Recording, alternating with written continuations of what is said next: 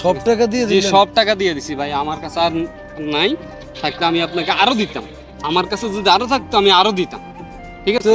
বাড়িতে সমস্যা নাই, আলহামদুলিল্লাহ আমরা আল্লাহ অনেক কিছু। মসজিদে হুজুরে বলে দিবা যাতে আমার নামটা বলে, ঠিক আছে? যাতে বলতে ভুল করবে না কিন্তু, ঠিক আছে? এই ধরো তোমাদেরকে টাকা দিলাম আমি, মসজিদে হুজুরে বলে দিবা এবং মাদ্রাসা ছাত্রদেরকে বলে দিবা আমার জন্য যাতে দোয়া করে এবং সবাইকে মাদ্রাসা আসা যাওয়া করতে যাতে সালাম যাতে দেয়, ঠিক আছে নি? আমি যে হর্দার সবাইকে বলে দিবা।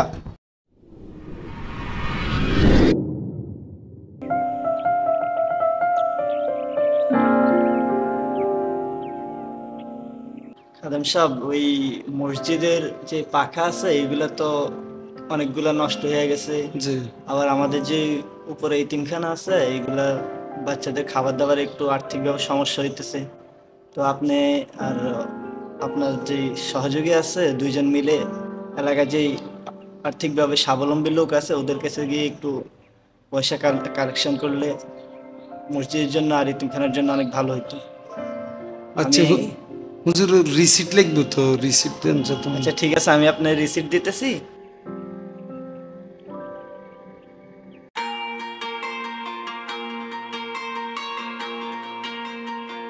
সালাম আলাইকুম, সর্দার সাহেব বাড়িতে আছেন নি?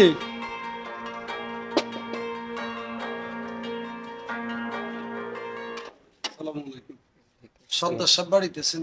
জি একটু বলেন তো মসজিদ থেকে লোক এসেছিল। জি আমি ডাকতেছি।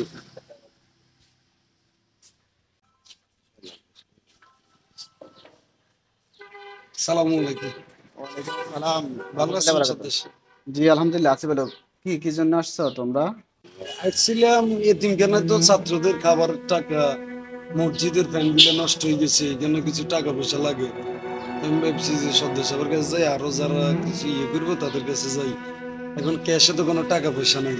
খাদেম সাহেব, আপনি যে আইছেন আসলে এরকম আপনার মতন অনেকেই আসে আমার কাছে টাকা আপনাদের খাওয়ার জন্য। এখন আমার যে অবস্থা বর্তমান প্রেক্ষাপট, আসলে মসজিদ মাদ্রাসা দিতে আমার অবস্থা খারাপ। এর পথে বারবার আপনারা আমার কাছে আসেন, মসজিদ দাও, এতিমখানা দাও, আমি কত দিকে দিব? এখন আমার পক্ষে তো দেওয়া সম্ভব নয়। আমি যে মসজিদে টাকা দিব আপনাকে, আপনারা কয়দিন পর পর এসে বলেন, কয়দিন পর পর মসজিদের জন্য বলেন, আমি তো এত টাকা কোত্থেকে দিব? আর এরপর আমি যদি আপনারা আসছেন আপনাদের সুবিধা আমি কিছু দিব, তবে আমার একটু শর্ত আছে। আমার এই যে টাকাগুলো দিব, টাকাগুলো দিলে আমি যে টাকাগুলো আপনাদেরকে দিব, আপনারা মসজিদ ইমাম সাহেবকে বলে দিতে হবে শুক্রবারে মসজিদে যাতে আমার এই যে আমি টাকাগুলো আপনাকে দিচ্ছি, এই টাকাগুলো মসজিদে হুজুরকে বলে দিবেন যাতে সবাই জানে যে আমি মসজিদে তোমাদের প্যানের জন্য, তোমাদের বিভিন্ন জন্য আমি টাকা দিচ্ছি, এগুলো বলে দিতে হবে। আর এতিম ছাত্রদেরকেও বলে দিবা, ঠিক আছে নি? এই যে আমি টাকাগুলো দিছি তাদের কল্যাণের জন্য, এগুলো বলে দিবা। না বলে তো এই যে আমি টাকা দিছি তোমরা দিচ্ছ, আর তোমরা যে টাকা নিবে আমার থেকে, এটা কোনো প্রমাণ আছে? তোমরা কি ডকুমেন্টস নিয়ে আসছো আমার কাছে তোমরা টাকা নিবে? যে তোমার কোনো ডকুমেন্টস আছে আমি তো তোমাদেরকে টাকা দিব? কোনো বিশ্বস্ততা আছে? রিসিট নিয়ে এসেছি। ঠিক আছে, ধরো আমি মসজিদের জন্য টাকা দিতেছি তোমাদেরকে, কেমন?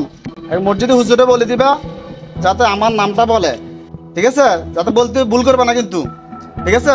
এই ধরো তোমাদেরকে টাকা দিলাম আমি, মসজিদে হুজুরে বলে দিবা এবং মাদ্রাসা ছাত্রদেরকে বলে দিবা আমার জন্য যাতে দোয়া করে এবং সবাইকে মাদ্রাসা আসা যাওয়া করতে যাতে সালাম যাতে দেয়, ঠিক আছে নি? আমি যে হর্দার সবাইকে বলে দিবা, ঠিক আছে? আচ্ছা ঠিক আছে, যাও। আসসালামু আলাইকুম। আচ্ছা ঠিক আছে, যাও। এই শোনো শোনো, এদিকে আসো, এদিকে আসো, এদিকে। তোমরা টাকা নিয়ে যাচ্ছে যে আমার থেকে, আমার রিসিট কোথায়? তোমরা রিসিট ছাড়া চলে যাচ্ছ, এই রিসিট ছাড়া আমার টাকা যে দিছি তোমাদেরকে, এটা প্রমাণ কি? তোমরা রিসিট নিয়ে আসছো না? তো রিসিট নিয়ে আসো, আমার রিসিট দিলে না কেন তোমরা? আমার রিসিট দাও তাড়াতাড়ি করে, রিসিট আমি যে টাকা দিছি এটা সবাই জানতে হবে না? হ্যাঁ দিতেছি সর্দার সাহেব। ঠিক আছে, এভাবে ভবিষ্যতে আর যাতে কোনো ভুল না হয়, ঠিক আছে?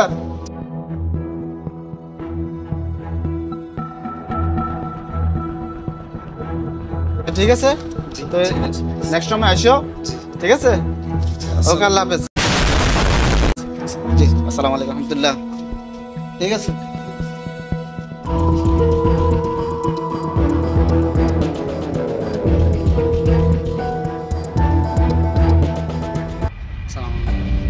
কি অবস্থা ভাই, ভালো আছেন? জি আলহামদুলিল্লাহ আছি।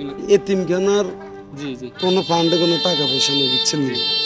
তারপরে ছাত্রকে খাওয়া দাওয়ার কোনো তো ভালো ইয়ে নাই, সব তো এতিম ছেলেরা আপনারা জানেন। এরপরে মসজিদের ভাই ফাঁকাগুলো নষ্ট হয়ে গেছে। তো ইমাম সাহেব হুজুর বললি আর কি যে ভাই আপনারা দুজন যান, যাই যারা সবসময় কিছু দান করে আল্লাহর ঘরে, যে কিছু টাকা পয়সা যদি দান করে এতিম ছাত্রদের জন্য, এই জন্য ভাবলাম যে আপনাকে এই দিক দিয়ে যাতে রওনা দিছি যে আপনার সাথে একটু দেখা করে যাই। আমার সাথে দেখা করুন যে ভাই, অথচ আমি গাড়ি চালাচ্ছি সারাটা দিন, বুঝছেন না, আমার খুব পরিশ্রম, গাদি গাম পড়তেছে। না না বুঝে যাচ্ছে। এখন যাক আপনার সাথে যেহেতু দেখা হয়েছে, যে আল্লাহ রাস্তায় দান করবো, এটা কোনো সমস্যা নাই। আমার কাছে যে আসছেন আল্লাহর রাস্তায় দান করবো, সমস্যা নাই। তবে ভাই আমি যাক যা আছে আমি তা দিয়ে দিলাম আপনার কাছে, আপনারে জান আপনি নেন। ওই ইতিম বাচ্চাদেরকে ঠিক মতন পড়ালেখা করতে পারে, যেহেতু মসজিদের মাদ্রাসা যেহেতু পাখাগুলো ঠিক মতো চলে, ওইটার দিকে একটু খেয়াল টেয়াল রাখবেন, ঠিক আছে? সব টাকা দিয়ে যে সব টাকা দিয়ে দিছি ভাই, আমার কাছে আর নাই, থাকলে আমি আপনাকে আরো দিতাম। আমার কাছে যদি আরো থাকতো আমি আরো দিতাম, ঠিক আছে? তো বাড়িতে সমস্যা নাই, আলহামদুলিল্লাহ। আমরা আল্লাহ অনেক কিছু, আমি এই গাড়িটা নিজের ইনকাম দিয়ে গাড়িটা কিনছি, নিজের ইনকাম দিয়ে চলতেছি, সারাটা দিন যা ইনকাম করি তা আমি বউ বাচ্চাকে সবাইকে নিয়ে, তো আজকে সব দিয়ে দিলেন। যে সমস্যা না, আল্লাহ রাস্তায় দান করলে আল্লাহ আমাকে আরো দিবে, সমস্যা নাই। আল্লাহ রাস্তায় দান করেছি, আপনি আল্লাহ রাস্তায়, আচ্ছা রিসিপ্ট নিয়ে না যান। না লাগবে না, লাগবে না, আল্লাহ রাস্তা দান।